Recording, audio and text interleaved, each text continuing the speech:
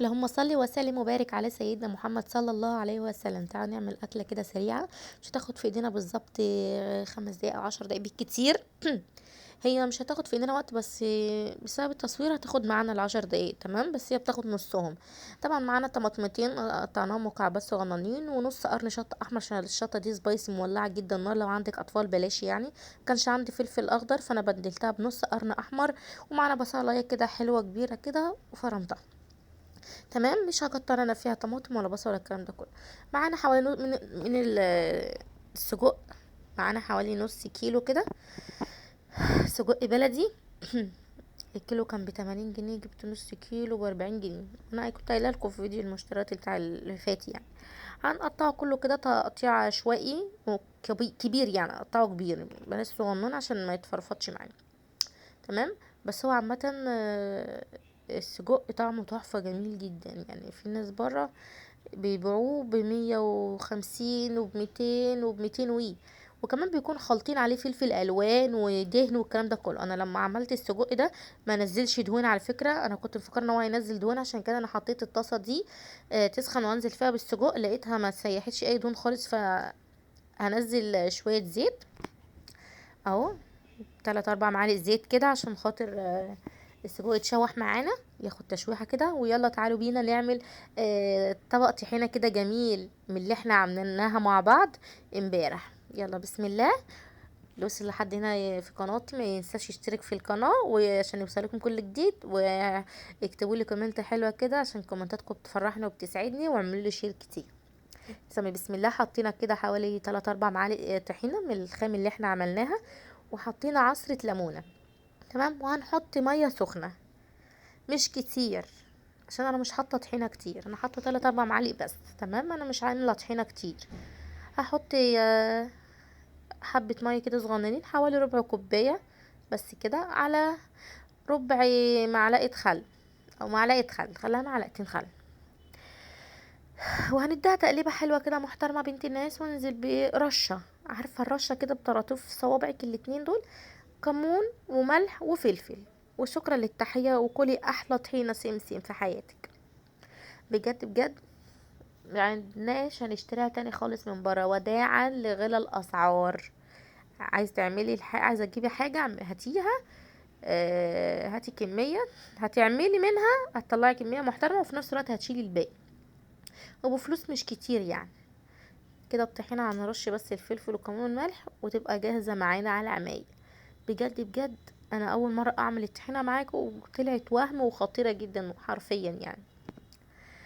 على ما السجق ياخد تشويحه كده نكون احنا خلصنا الطحينه اهو، يعتبر كده خلصناها. ونخش بقى تكمله السجق تاني. هتاكلوا احلى طبق سجق ما شفتهوش يعني. السجق بره السندوتش ممكن والله العظيم تاخديه ب20 جنيه، 15 جنيه. وفي ناس تانية بتبيعلك السجق ده ب30 جنيه، 40 جنيه السندوتش. يعني حرفيا بجد بجد هتعملي احلى طاسة سجق في حياتك، وبمقادير بسيطة، وهيعمل معاكي كذا سندوتش.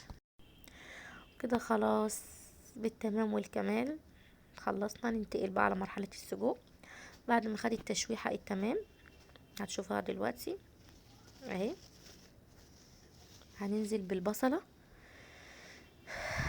طبعا مش عايزين نقلب فيه كتير عشان خاطر ما يتهرش مننا.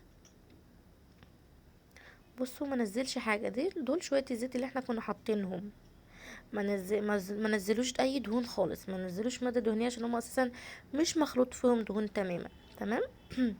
نزلنا كده بالبصلايه، هتاخد تتبل بس كده. وهننزل برضو بباقي المكونات، وخليكم معايا للاخر عشان تعرفوا احنا خلصناها ازاي. كده بعد ما خدت تشويحه حلوه هننزل بالطماطمتين اللي احنا فرمناهم مع بعض، خرطناهم يعني مكعبات. وبعد كده بنص قرن الشطه الاحمر اللي سبايسي. تمام. ما تخافيش يعني. في المرحله دي بقى هتاخد برضو تشويحه كده. هننزل بالتوابل بسيطه، طبعا ما تنسوش ان السجق اساسا في مجموعه التوابل بتاعته الكامله المتكامله، ومش محتاج توابل كتيره. تمام. بس احنا هننزل بشويه فلفل وشويه كمون وشويه ملح، مش اكتر ولا اقل. وما تحطيش فلفل اسود كتير عشان خاطر الفلفل الاسود حراق، تمام، وبيدي حرقيه للحاجه، واحنا هنا حاطين ضايفين نص قرن شطه احمر، فبالتالي هيعمل تفاعل مع بعض. هيبقى السجق مولع نار، يعني محدش هيطيق ياكله غيري. فلو بتحبوا السبايسي دوسي وحطي الشطه براحتك. بس لو ما بتحبيش الشطه او ولادك ما بيحبوش الشطه فما تكتريهاش، تمام، عشان يعرفوا ياكلوها لو عندك اطفال يعني. كده خلاص السجق بتاعنا خلص. طب زي ما انتم شايفين بالطريقه دي ريحته، والله العظيم يعني من غير حلفان قلب البيت كله ريحه. عارفين طبعا ريحه السجق طبعا بيقلب الدنيا، مش ملوش حل يعني. كده خلصنا السجق وخلصنا طحينتنا، ويلا نعمل السندوتشات ويلا نغرف ونقول بسم الله. وتفضلوا معانا بقى. ومتنسوش تعملوا لي لايك يا جماعه عشان انا بتعب كتير، ويعني شجعوني، عايزاكم تشجعوني كده في التعليقات، اكتبوا لي كلمه حلوه كده من قلوبكم، واعملوا شير كتير عشان الناس تتفرج ويستفادوا من المقطع. واعملوا لايك يا جماعه، اللي بيتفرج ما بيعملش لايك بيستخسر، مش عارفه ليه، بتزعلوني كتير على فكره. كده خلاص هنغرفه. بجد ابني عمال يقول لي انا بطني وجعتني من الريحه، والله العظيم والله بيقول لي بطني وجعتني من الريحه. كده خلاص. هنعمل الساندوتش، هنقطع العيش.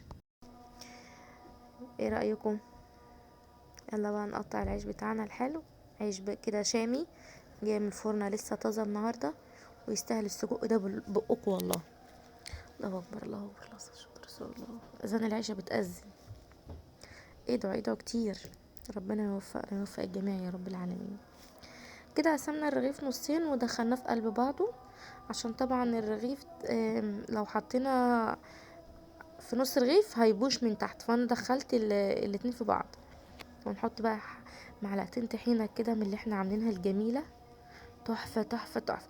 السندوتش ده احسن من اللي بره واكبر من اللي بره وارخص من اللي بره. مش عايزه اوصف لك كميه يعني كميه الحب بتاع السندوتش ده كان جميل قد ايه. تحفه تحفه تحفه. قوم يلا هاتوا السجق وما تكسلوش، هو نص كيلو بس ب40 جنيه. بكره كده اعملوه، عايزين تعملوه على المكرونه تاكلوه بالعيش، بس هو كالحالتين. تعرفين طبعا السجق اكله جميل يعني، وطعمه وريحته فظيعه فظيعه فظيعه. ما تقولوش سجق غالي وجيبه 200 جنيه، هو ده زي ده والله، ممكن مستاهل. الرخيص اللي انا جايبه 80 جنيه ده احسن من اللي عند الجزار على فكره يعني. قول بسم الله وبألف هنا وشفاء للي كل واللي هياكل واشوفكم فيديو جديد، وبحبكم في الله. وما تنسوش اللايك يا جماعه. مع السلامه.